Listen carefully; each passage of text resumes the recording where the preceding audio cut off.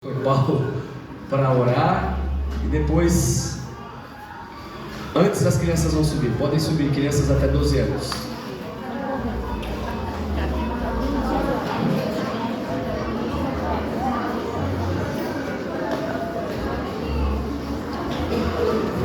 Ó Joelma aí, tudo bem, Joelma? Bom te ver.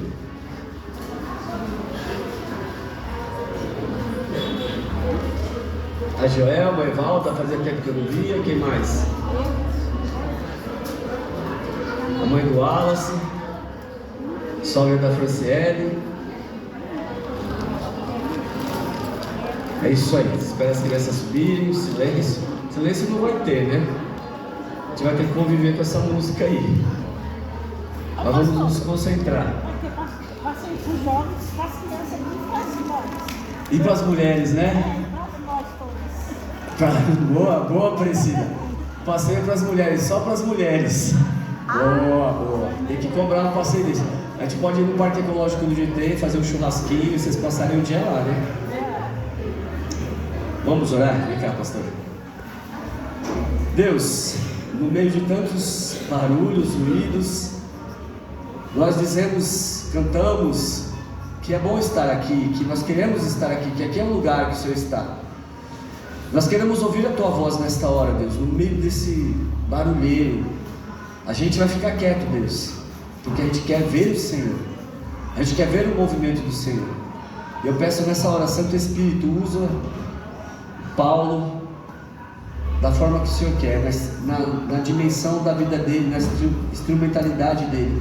Usa ele, Deus, para falar com a gente, para a gente ser curado, para a gente ser tratado, para a gente ser direcionado, para a gente ser desafiado, para a gente sonhar de novo, para a gente olhar para dentro da gente. Mas usa ele, Deus, como servo nas Tuas mãos, como palavra viva nas Tuas mãos, em nome de Jesus, amém. Amém.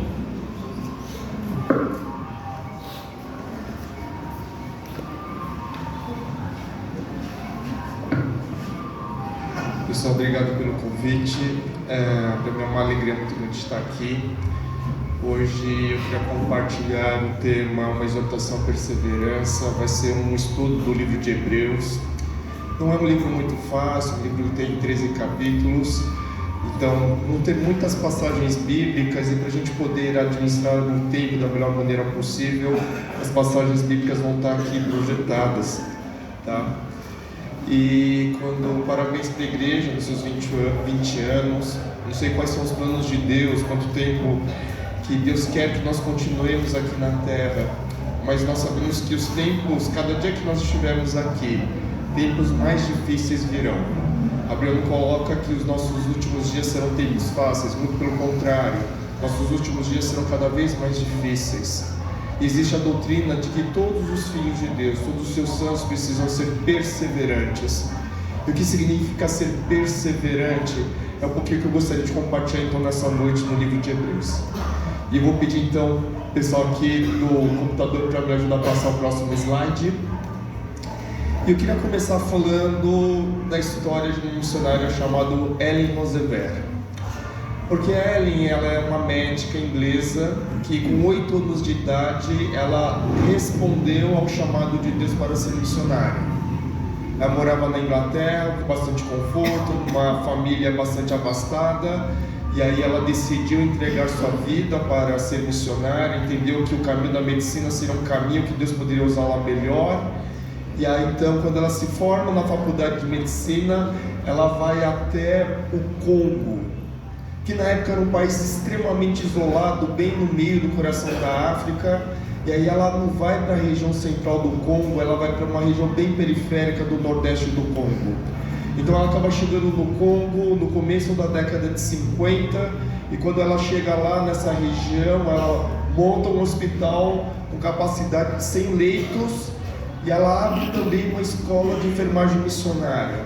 O que era essa escola? Ela capacitava pessoas para serem enfermeiras e missionárias ao mesmo tempo. Então essas pessoas eram formadas, eram deslocadas para os lugares que precisavam de agentes de saúde, e lá então chegava a saúde e a palavra de Deus.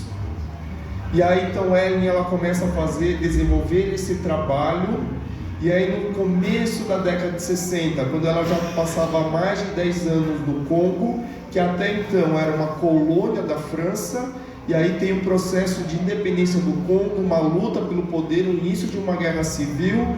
Então todas as pessoas que não eram daquele lugar eram convidadas a voltar para os seus países, e a Ellen, convicta do seu chamado, ela continua então no Congo.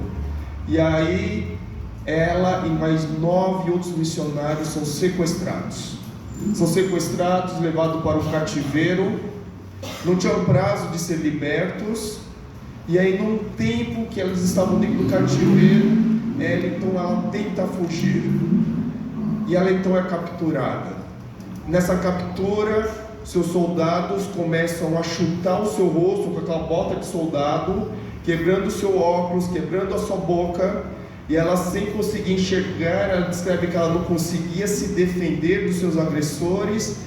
Ela já bastante machucada, seus inimigos não satisfeitos, resolvem levá-la para dentro de uma casinha, e lá todos os soldados que estavam lá fazem uma fila e acabam estuprando ela. Quando já violentada por todos aqueles soldados, ela é levada para fora, amarrada num tronco de madeira. E aí então esses soldados trazem o diário de 11 anos do trabalho escrito por ela lá no Congo. E aí então esses soldados queimam o diário na frente da Ellen. Aquilo foi um golpe de misericórdia para ela. E aí naquela situação ela pergunta: Deus, onde que o Senhor está? Pode passar o próximo? Esse mesmo Congo hoje, nesse país aqui em vermelho, aqui nós temos o desenho de parte do continente africano. Então, esses países que estão em vermelho e laranja, que é conhecido como África ao sul do deserto do Saara, África subsaariana, hoje é a região que mais se mata cristãos aqui no mundo. 9 em cada 10 cristãos hoje no mundo são assassinados nesses países que estão em vermelho. E o que explica a tamanha violência nessa parte do continente africano? É que nós temos o Estado Islâmico, que estava concentrado no Oriente Médio, e com a presença do exército americano, o Estado Islâmico acabou saindo e deslocando-se para a África, onde era um país mais tranquilo para expandir os seus propósitos islâmicos. E aí nós temos um processo de islamização tão forte que hoje é a região que mais se persegue e mata cristãos. Existe uma diferença muito grande, porque existe uma situação onde você vive num país que existe, vou chamar, o nível da intolerância. O que é o nível da intolerância? Eu pertenço a uma minoria cristã e você se converteu, então eu vou te boicotar. Você não vai participar mais das festas familiares, você não vai poder mais participar do comércio, vou dificultar o seu acesso à saúde, vou fazer bullying em você. Existe então uma camada que é da intolerância, mas existe uma próxima camada mais agressiva, que é a perseguição. E a perseguição significa não basta te humilhar, eu só vou ficar feliz quando eu estiver morto, nada menos do que isso. Pode passar o próximo, por favor? Então, esse ano de 2024, a missão Portas Abertas, que trabalha com cristãos perseguidos, tem esse ano de 2024 em oração em prol da África. Pode passar o próximo? E quando nós estamos falando então do livro de Hebreus, qual que é o contexto que está acontecendo?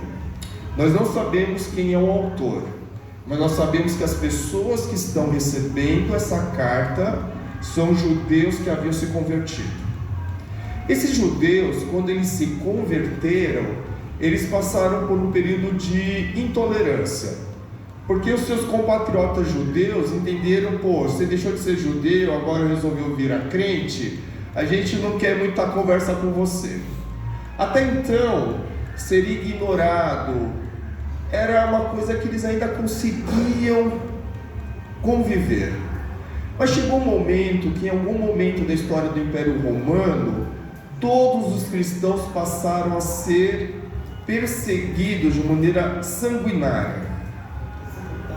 Os cristãos, eles eram colocados nas arenas para serem mortos pelos leões, pelas feras, pelos gladiadores. O imperador era tão possuído que às vezes ele pegava os cristãos, embalsamava de óleo e amarrava e queimava como uma tocha viva para iluminar a cidade. O nível de crueldade chegava a esse ponto. E quando então esses cristãos, judeus convertidos em Roma, começaram a passar perseguição nesta intensidade, o que eles pensaram? Qual que era a tentação que eles estavam passando? A tentação que eles estavam passando era abrir mão do Evangelho, deixar de acreditar e reconhecer Jesus como Senhor.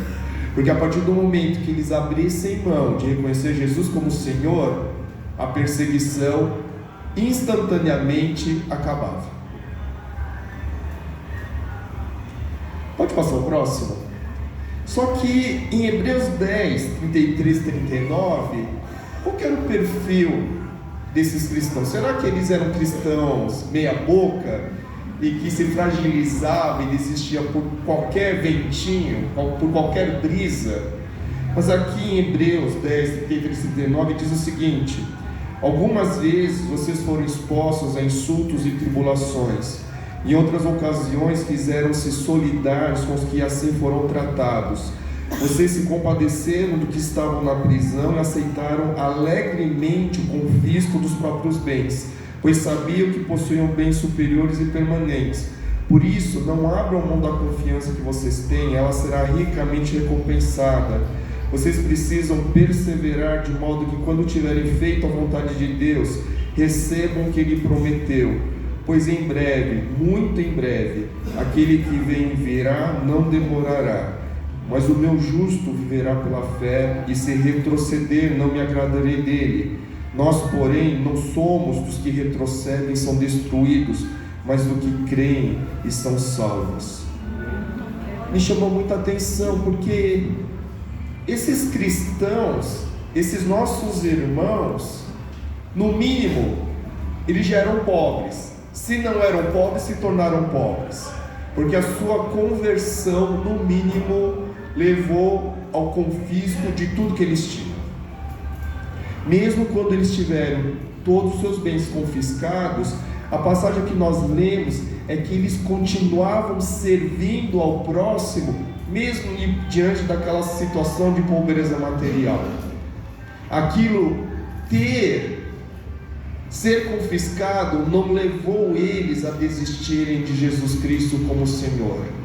Mas agora o nível estava em outro patamar. Eles estavam sendo perseguidos até a morte, torturados da maneira mais cruel. Pode passar o próximo? Quais são? Eu acho que tem que voltar agora. Alguns, por favor. O slide 7. Quais são as nossas reações diante do sofrimento? Assim, acho que uma das reações que nós temos é desistir. Isso, tem alguns anteriores, mas tudo bem. Mas sabe qual que é uma das reações? Sabe qual que era a reação que esses judeus convertidos estavam tendo? Eles queriam voltar a ser simplesmente judeus, não mais cristãos, simplesmente judeu. Na cabeça era: se eu voltar a ser judeu, eu vou continuar adorando a Deus, eu vou continuar indo para a sinagoga de sábado, eu vou continuar cumprindo os 10 mandamentos. Acho que Deus não vai ficar tão decepcionado comigo. Ele sabe do que eu estou passando. Mas o desafio que Deus coloca para nós é se nós conseguimos nos manter fiel à sua palavra, mesmo quando a direção que Ele tem para nós exige algum tipo de sacrifício. Hoje o que nós mais temos em todos os lugares É um evangelho customizado para atender aquilo que nós queremos ouvir. Se nós chegamos numa igreja e nós não gostamos de ouvir, a gente muda de igreja, muda de canal no YouTube, muda de página da internet. Hoje a gente tem essa facilidade. Então hoje, se eu tenho uma inclinação sexual que não agrada a Deus, eu tenho uma opinião de como o sexo tem que ser vivido, e eu ouço uma coisa que eu não quero, que eu não gosto, eu vou para uma igreja que abençoa os casais homossexuais e fala que está tudo bem, está tudo certo e Deus vai me abençoar mesmo assim. Hoje nós podemos achar qualquer tipo de igreja que atenda exatamente aquilo que nós queremos, porque aquilo que nós queremos ouvir não nos desafia a sofrer, a sacrificar e crescer. Esses judeus estavam tentados a isso. Eu abro mão do evangelho, volto ao judaísmo e tudo bem. E Deus falou, não está tudo bem, não está tudo bem.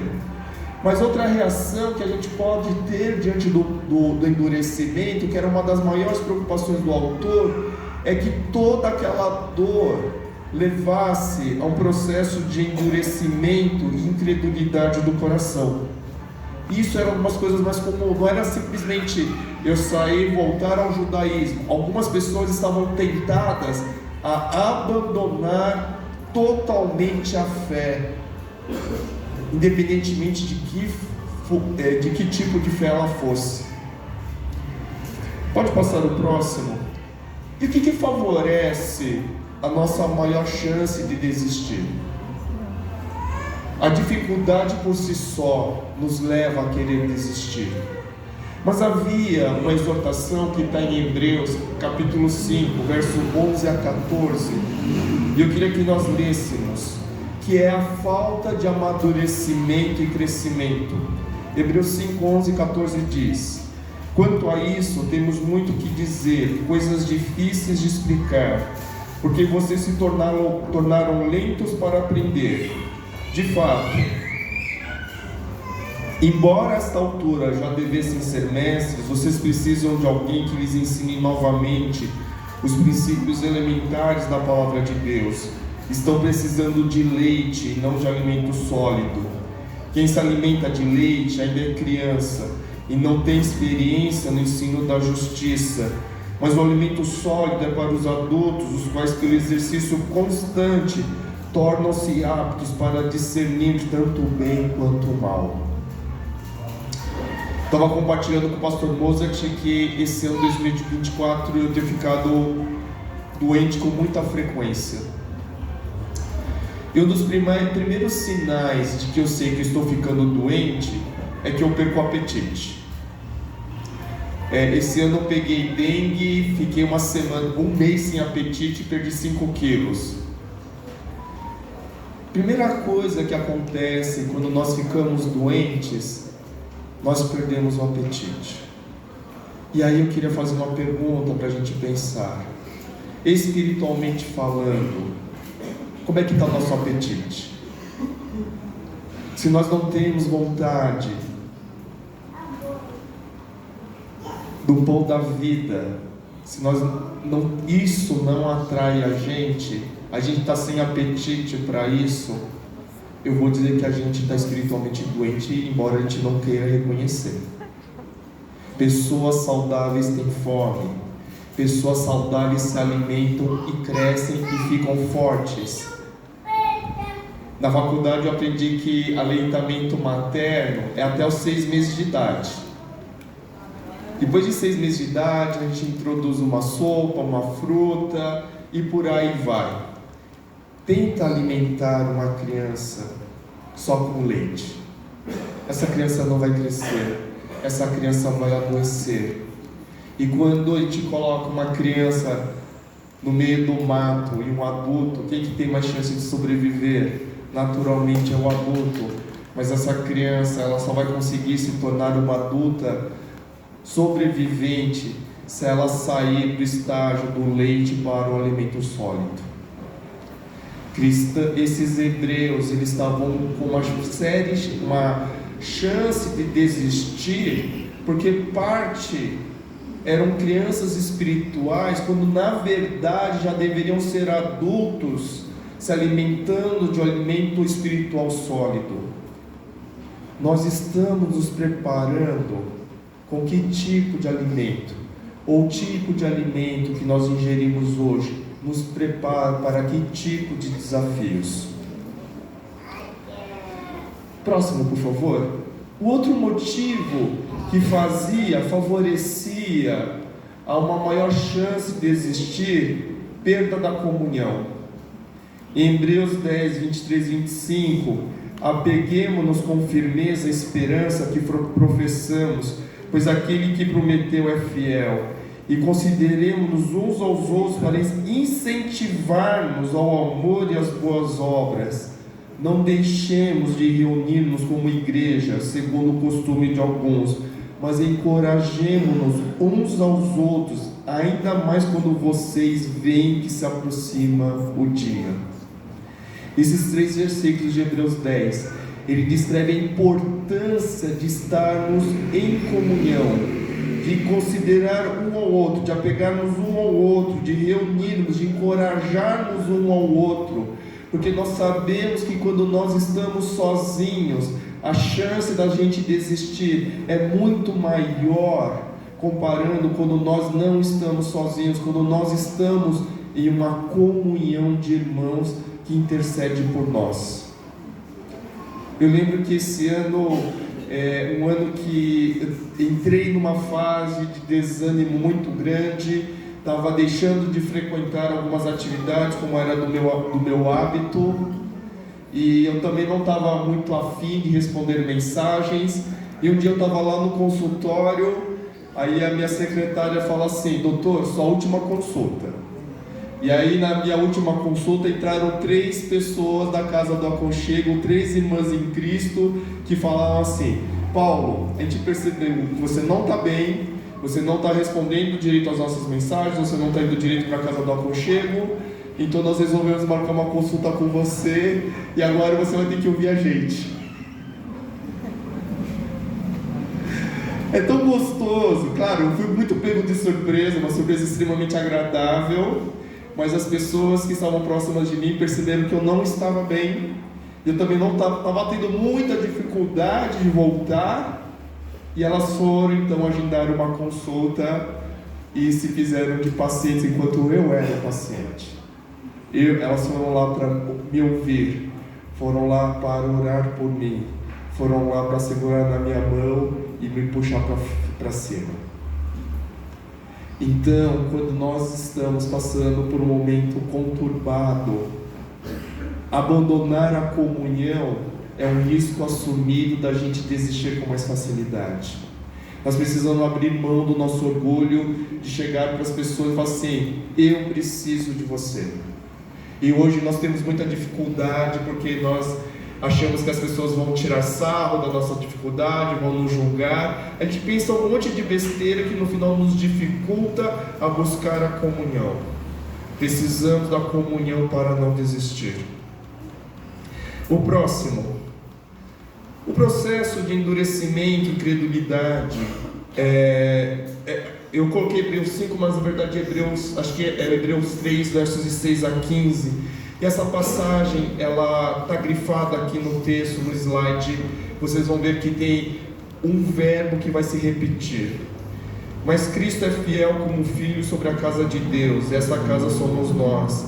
Se é o que nos apeguemos firmemente à confiança e à esperança da qual nos gloriamos. Assim como diz o Espírito Santo: hoje, se vocês ouvirem a sua voz, não endureçam o coração como na rebelião durante o tempo de provação no deserto, onde os seus antepassados me tentaram, pondo-me à prova, apesar de que durante 40 anos terem visto o que eu fiz. Por isso fiquei irado contra aquela geração e disse: os seus corações estão sempre se desviando, eles não reconheceram os meus caminhos. E no próximo slide, no verso 11, diz: assim jurei na minha ira, jamais entrarão no meu descanso. Cuidado, irmãos, para que nenhum de vocês tenha coração perverso e incrédulo, que se afaste do Deus vivo. Pelo contrário, encorajem-se uns aos outros todos os dias, durante o tempo que se chama hoje, de modo que nenhum de vocês seja endurecido pelo engano do pecado, pois passamos a ser participantes de Cristo, desde que de fato nos apeguemos até o fim à confiança que tivemos no princípio. Por isso é que se diz: se hoje vocês ouvirem a sua voz, não endureçam o coração como na rebelião. Não endureçamos os nossos corações. Essa semana, durante o trabalho, num dos hospitais que eu trabalho, a gerente falou: Dr. Paulo, nós agendamos um caso especial para você atender. Especial, entenda-se, paciente difícil em todos os sentidos.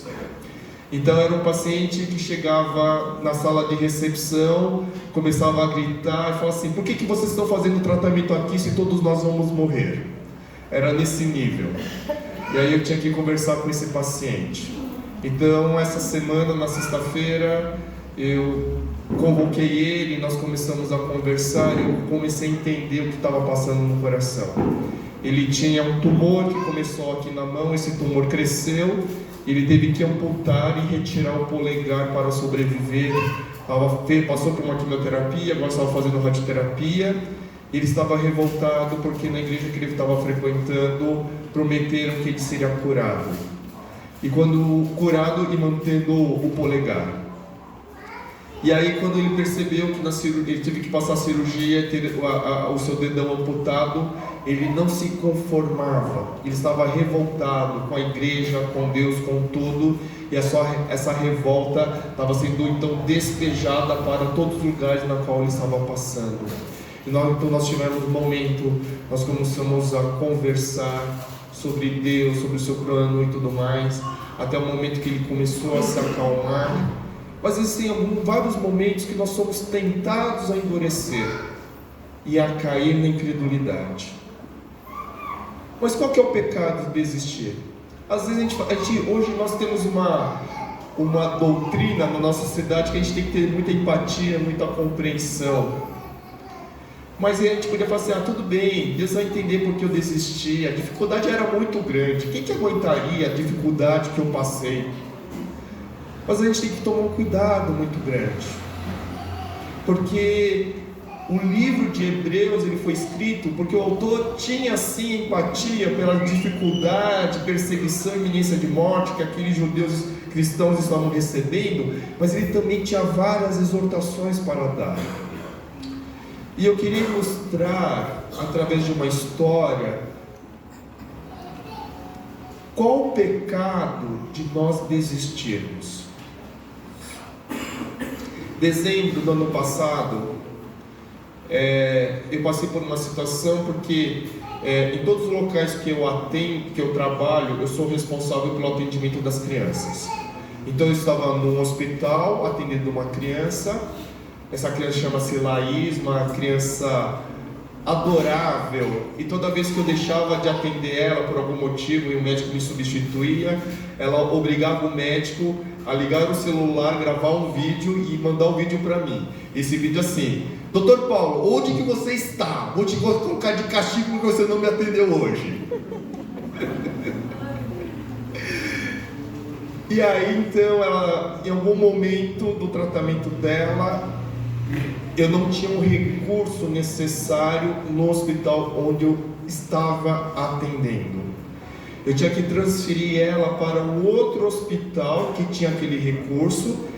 E esse hospital que tinha o recurso, eu também trabalho lá, só que eu não tenho autonomia para fazer essa transferência por conta própria. Para eu poder fazer essa transferência, eu tinha que pedir autorização para a Secretaria de Saúde para fazer essa regulação. E fazia semanas que eu mandava e-mail para a secretaria, eles não me respondiam, e a condição da Laís foi piorando. Aí teve um momento que eu resolvi ligar diretamente para a secretaria. Eu falei: olha, mandei um e-mail faz tanto tempo, estou aguardando a transferência, autorização e tudo mais. Aí no meio da ligação ela falou o seguinte: olha, você vai atender apenas a Laís como criança, Porque aqui eu tenho na minha lista várias crianças que estão aguardando vaga. Só que eu entendi o que ela queria. Ela queria que eu atendesse todas as crianças que estavam aguardando vaga. Só que esse hospital que eu faria a transferência, ele não tem pediatria. Eu atendia a Laís numa situação excepcional. Mas como eu estava correndo contra o relógio, eu liguei para a secretaria e falei, olha, pode encaminhar todas as crianças para mim, e aí a transferência da Laís foi autorizada. Tão logo a transferência da Laís foi autorizada, no dia seguinte ela já estava no hospital comigo para começar então seu tratamento. Era uma sexta-feira. Naquela sexta-feira, quando a Laís chegou para fazer o tratamento, foi um pouco custoso porque ela já estava bastante debilitada, mas no final da tarde algumas pessoas foram me chamar lá no setor onde eu estava.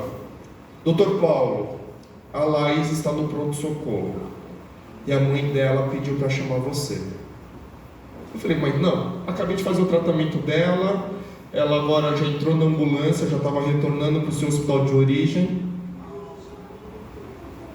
O que aconteceu? Aí vou lá no pronto-socorro, a Laís passou mal no trajeto, e aí o motorista da ambulância entendeu que era mais rápido trazer de volta ao hospital onde ela fez o tratamento, e aí ela chegou lá no pronto-socorro, em coma, entubaram ela, e eu estava vendo aquela situação extremamente estarrecido, e aí quando fui examiná-la eu vi que provavelmente ela não voltaria, e agora eu estava no hospital que não tinha pediatria, eu tinha que agora fazer todo o trâmite de transferência dela para um hospital que tinha UTI pediátrica, consegui ambulância UTI, numa sexta-feira à noite,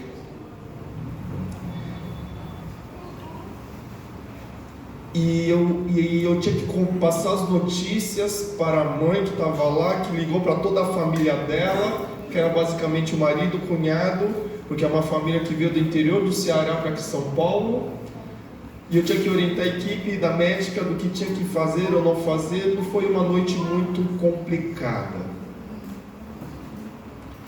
E aí, quando estava toda a família, estava eu, os pais da Laís, seu tio, lá no pronto-socorro, eu não sabia o que falar, já tinha abraçado, já tinha feito todas as coisas que estavam no meu alcance, eu estava aguardando o momento que eu pudesse transferir ela de novo para um hospital. E naquele momento Deus tocou no meu coração para trazer um compartilhamento. E aquele compartilhamento, sentei com os pais aqui. Eu queria compartilhar uma coisa com vocês, pais. Hoje de manhã, naquela sexta-feira de manhã, eu atendi a primeira de uma série de crianças que eu não deveria ter atendido. Eu só comecei a atender essas crianças porque a Secretaria de Saúde, entre aspas, me obrigou a aceitar essas crianças na condição de eu poder fazer a transferência da Laís. E como eu amo muito a Laís, eu topei isso. E a primeira criança que eu atendi naquela sexta-feira era uma criança que estava aguardando mais de 3 meses para uma vaga de radioterapia. E ela veio com encaminhamento de um tumor já em último estágio, também sem muita expectativa do que poderia ser feito. Quando eu peguei os exames daquela criança, quando eu reexaminei ela, eu olhei para aquela mãe e falei: o seu filho não tem o estágio mencionado aqui no encaminhamento. Ele está no estágio inicial. Se sua médica falou que seu filho ia morrer, seu filho não vai morrer, ele vai fazer o tratamento certinho e vai ter um tempo de vida como uma criança normal. Aquela mãe ficou tão emocionada que ela começou a chorar, ela me abraçou. E aí eu estava contando essa história para os pais da Laís e falando para eles: a Laís está salvando muitas crianças. A morte dela não vai ser em vão. Quando os pais ouviram aquela história, os pais se sentiram tão confortados. E eles falam assim: a nossa Laís sempre abençoa, porque é uma família de crentes. Mas para os pais foi tão confortante saber que a morte da única filha abriu caminho para que outras crianças pudessem ser atendidas. E a primeira criança pôde ter todo o seu prognóstico transformado. Naquele momento, quando eu estava falando isso para os pais da Laís, o Espírito Santo começou a falar para mim o seguinte: Paulo, não desperdice a morte do meu único filho Jesus, porque a morte do meu único filho Jesus abriu caminho para que todas as pessoas pudessem ser salvas. Não despreze isso. Assim, eu estou usando essa situação da Laís para também te ensinar isso.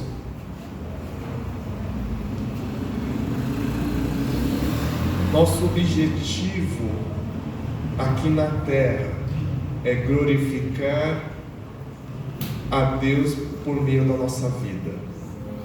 Qual que é o oposto de glorificar? Sabe o que é o oposto de glorificar? É quando nós desprezamos os feitos de Deus. Em vez de render a glória de Deus, nós tiramos a glória de Deus, porque nós recusamos a reconhecer os feitos de Deus. Quando nós passamos a desvalorizar o sacrifício de Cristo por nós estamos desprezando a Deus. Então, o perigo, a exortação, qual que era o próximo slide, por favor? Qual que era o pecado de desistir? É porque esses cristãos estariam desprezando o que Cristo fez por eles. Hebreus 10, 26, 31. Se continuarmos a pecar deliberadamente, depois que recebemos o conhecimento da verdade, já não resta sacrifício pelos pecados, mas tão somente uma terrível expectativa de juízo de fogo intenso que consumirá os inimigos de Deus. Quem rejeitava a lei de Moisés morria sem misericórdia pelo depoimento de 2 ou 3 testemunhas. Com mais severo castigo, julgam vocês, merece aquele que pisou aos pés o Filho de Deus, que profanou o sangue da aliança, pelo qual ele foi santificado e insultou o Espírito da graça. Pois conhecemos aquele que disse: a mim pertence a vingança, eu retribuirei, e outra vez o Senhor julgará o seu povo. Terrível coisa é cair nas mãos do Deus vivo. É um pouco pesada essa passagem, eu nem queria colocar, mas é uma exortação muito séria. Nós não podemos desprezar aquilo que Deus já fez por nós ao entregar seu Filho. Vamos passar o próximo. Nós falamos, pode passar 2 para frente, por favor? Mas quais são as exortações que nós temos para continuar? A primeira, Jesus, nosso sumo sacerdote compassivo. Aqui nesse texto de Hebreus 2, 14 a 18, ele fala que Jesus, qual que é o papel do sumo sacerdote? O papel do sumo sacerdote é abrir, é nos conduzir a ser o nosso mediador até a presença de Deus. E Jesus é o nosso sumo sacerdote. Ele não é aquele super-homem que apenas abre o caminho até Deus, mas é aquele cara que também sofreu na carne aquilo que aqueles nossos irmãos estavam passando. Então, quando Jesus, como sumo sacerdote, nos intercede diante do Pai, ele intercede numa intensidade de alguém que sabe o que nós estamos passando. E sabe, não porque ele é inteligente ou porque ele fez uma pesquisa no Google. Ele intercede na intensidade por aquele que também passou pelo sofrimento e pela morte. Eu lembro uma vez que eu fui fazer a visita no Hospital de Câncer Infantil como capelania. Eu lembro que entrei num quarto, era um quarto, a primeira vez que eu estava visitando aquele quarto, e quando eu abri a porta do quarto, estava uma criança toda entubada, toda monitorada, e o meu olhar médico já falava que era um caso que a criança ia morrer em breve, e um pai que não parava de chorar. Quando entrei naquele quarto, não sabia o que fazer, apenas fiquei quieto, que nem uma estátua por vários minutos, apenas orando no meu silêncio para que Deus manifestasse a sua presença naquela noite, naquele lugar. Em algum momento Deus começa a sussurrar no meu ouvido: fala para este pai o seguinte: o Deus Pai que viu o seu único filho morrer e não fazer nada está com você.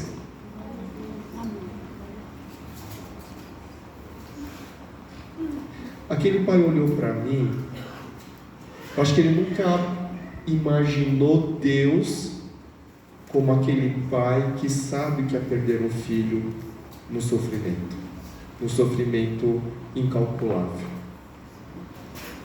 E aquele Deus Pai estava confortando aquele pai carne aqui, porque Jesus é o nosso sumo sacerdote compassivo. Próximo, porque que nós devemos prosseguir? Porque Jesus fala. E sabe o que significa que Jesus fala? Porque Jesus fala para aqueles que são filhos de Deus.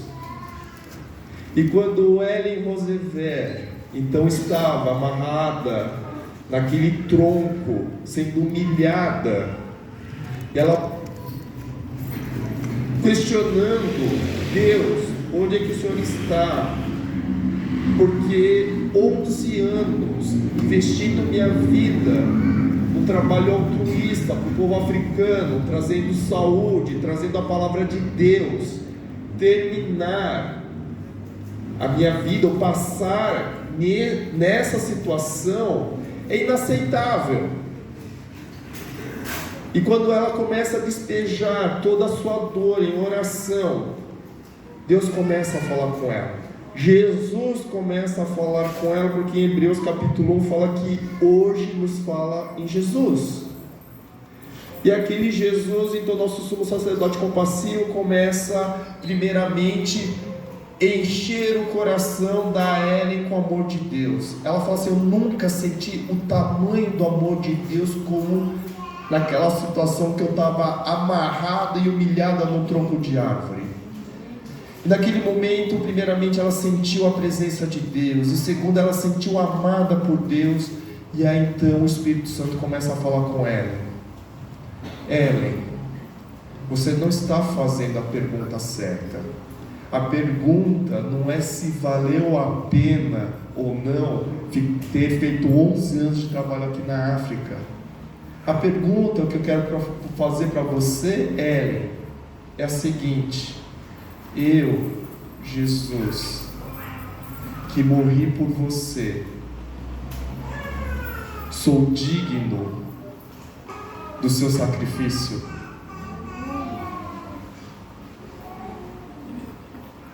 Eu, Ellen, Jesus, que morri por você, sou digno do seu sacrifício?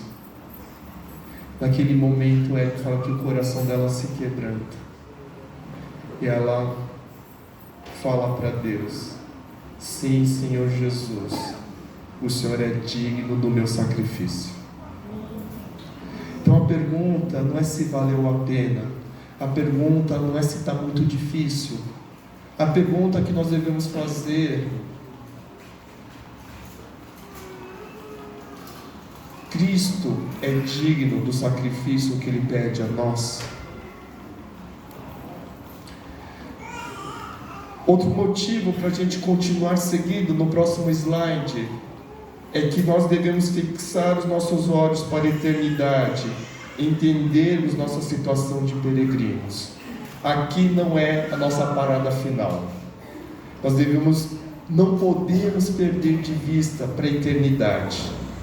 E o nosso sofrimento, comparando com que o peso da glória, a Bíblia descreve como efêmera. A próxima exortação para a gente prosseguir é a preparação para uma maratona. Hebreus 12, de 1 a 2. Eu quero ler que diz assim: portanto, também nós, uma vez que estamos rodeados por tão grande nuvem de testemunhas, livremos-nos de tudo que nos atrapalhe, do pecado que nos envolve, e corramos com perseverança a corrida que nos é proposta, tendo os olhos fitos em Jesus, autor e consumador da nossa fé. Ele, pela alegria que lhe fora proposta, suportou a cruz, desprezando a vergonha, assentou-se à direita do trono de Deus. O resgate chegou para ela entre os missionários. Ela volta para a Inglaterra e ela fica 1 ano tendo a sua saúde cuidada. Quando ela já estava com a sua saúde estabelecida, ela volta para a organização missionária e fala assim: quero voltar para o Congo. Quero voltar para o Congo. E ela volta para o Congo. E ela volta para o Congo e constrói um novo hospital com 200 leitos. Ela funda uma escola para formar vários paramédicos para espalhar para todo o Congo, levando saúde e evangelho novamente. Só que quando ela chega no seu local de trabalho, ela se depara com as pessoas que haviam violentado ela sexualmente. Naquele momento o fogo sobe na cabeça e ela pede a ajuda de Deus. E Deus faz com que seu coração seja libertado para poder perdoar. Eu queria que a gente pensasse no seguinte: se você estivesse no lugar da Ellen, para mim ela já merecia minhas palmas de monte, voltar pela segunda vez para o Congo. Mas imagina que você lá, duro na queda, formando agentes de saúde, levando a palavra de Deus, e toda vez que você estivesse naquele lugar, olhasse para a pessoa e falasse assim: eu te odeio, eu quero te ver no inferno.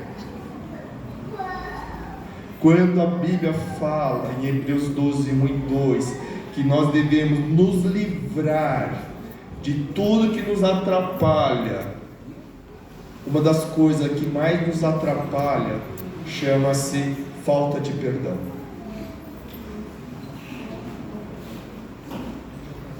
Nós podemos ser as pessoas mais ativas, mas eu vou dizer que a falta de perdão que eu preciso liberar é uma das coisas que mais me atrapalha na minha maratona, na minha corrida.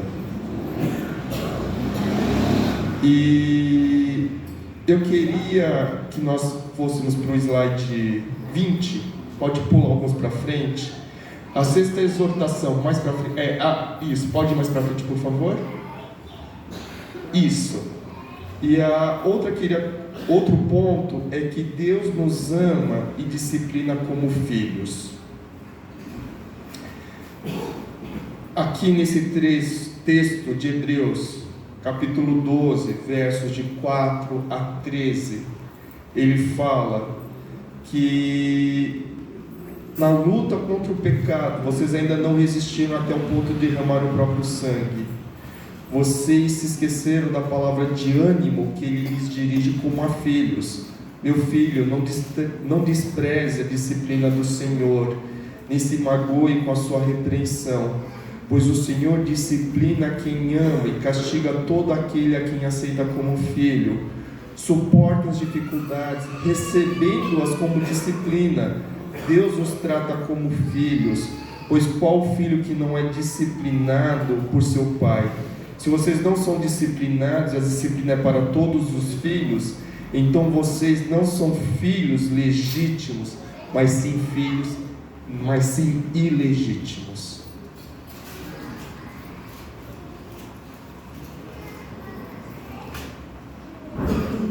Hoje eu estava compartilhando com algumas pessoas da igreja. Nós queremos formar homens ou meninos? Nós queremos formar mulheres ou meninas? Só tem um caminho, de acordo com essa passagem, que nós vamos conseguir formar homens e mulheres. Disciplina.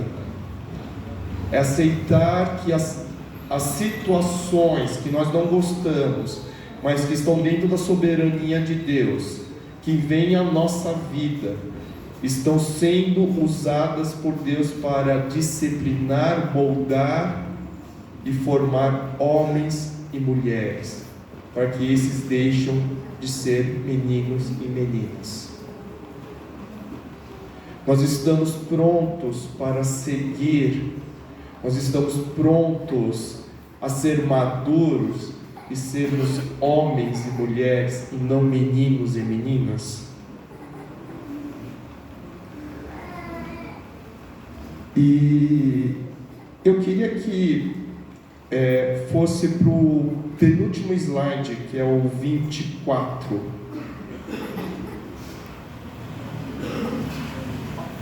Isso. Eu queria ler essa passagem.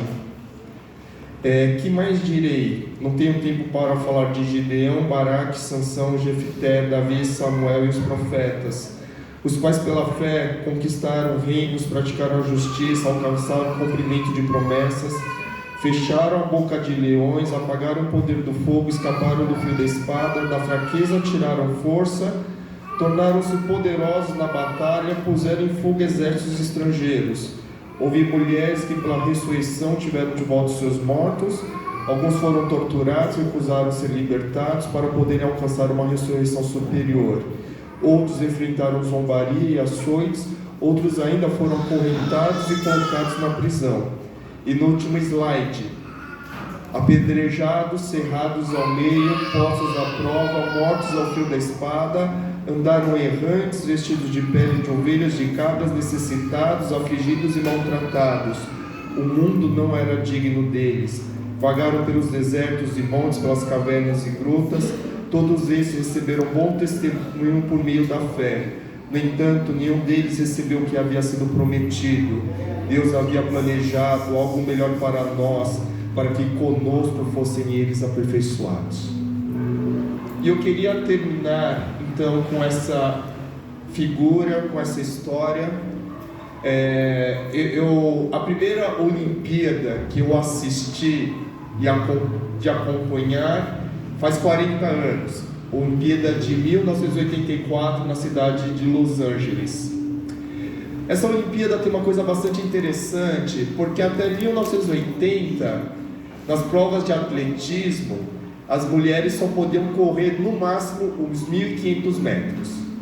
Mais do que isso, eles achavam que as mulheres não tinham condições físicas de fazer provas mais exaustivas. Em 84 foi a primeira vez que as mulheres puderam correr a maratona. E aí uma das corredoras, Gabrielle Andersen, que está nessa foto, representando a Suíça, ela foi correndo, era no mês de agosto, era verão lá em Los Angeles, muito quente, e aí ela perdeu um dos poços onde ela podia tomar água, e ela foi correndo, se desidratando, ela foi passando mal, e quando ela chegou dentro do estádio olímpico, que era a parte final, ela tinha que correr mais 500 metros. 500 metros que ela correu em 8 minutos, porque ela não aguentava mais. Ela foi mancando, se contorcendo de dor, os médicos lá do lado pedindo para desistir, mas a regra era muito clara: qualquer ajuda que ela recebesse, ela seria desclassificada. E a Gabrielle pensou: tenho 39 anos, eu não vou conseguir correr a próxima maratona, esta é a minha maratona.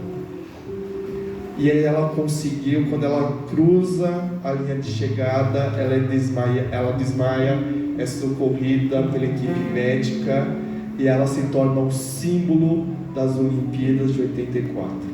Se você perguntar quantos recordes mundiais foram quebrados, quantos ouros que o Brasil ganhou, eu não lembro. Essa foto jamais esqueço, 40 anos depois. Deus nos convida para correr uma maratona. Ele não fala que a gente tem que chegar cruzando saltitante. O importante é cruzar a linha de chegada. Tá?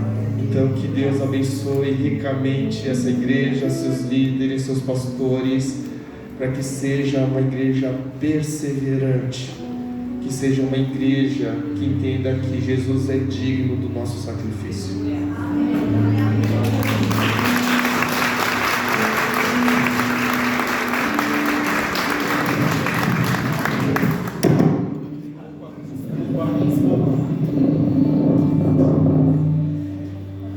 Fica de pé, vamos orar. Você está achando que vai ser fácil? Você acha que você vai chegar a cruzar a linha de chegada e vai ter fogos? A sua luta é sua. A sua luta, o que eu posso fazer é incentivar você, mas eu não posso tomar senão você vai ser desclassificado. Eu nem posso te... E Deus te chama nessa noite, mulher e homem, jovem, adulto, para a gente virar a chave, sabe? Parar de ser menininho, menininha, parar de reclamar da vida, saber que é uma maratona e você tem que pagar um preço, que você vai chorar, que você vai sangrar, que as pessoas vão te decepcionar, e você tem que perseverar. E sabe qual que é a minha oração? A minha oração é que Deus renove as suas forças, que Deus te dê estratégias, que Deus te abra portas, e daqui a pouco lá na frente as coisas vão estar difíceis de novo, e Deus vai abrir de novo, e Deus vai agir de novo, e Deus vai cuidar de novo, porque Ele é Deus. Mas que você não desista. E o pastor falou do exemplo da mulher, né? Você voltaria para o mesmo lugar? Eu voltaria talvez para matar todo mundo, para me vingar. Deus te chama para perseverar em amor. Jesus não fala para você dar o outro lado da mão, Ele fala para você dar o outro lado do rosto. Ele não fala para você, Ele diz que é fácil amar quem te ama, mas Ele te desafia a amar os seus inimigos. Então, em nome de Jesus, eu não sei qual é a sua luta. Talvez seja uma depressão, talvez seja uma angústia, talvez seja uma falta de perdão, mas eu peço para você, persevere em nome de Jesus. Baixe a sua cabeça. Deus, o que a gente quer é não pecar mais por ser fraco e desistir no meio do caminho.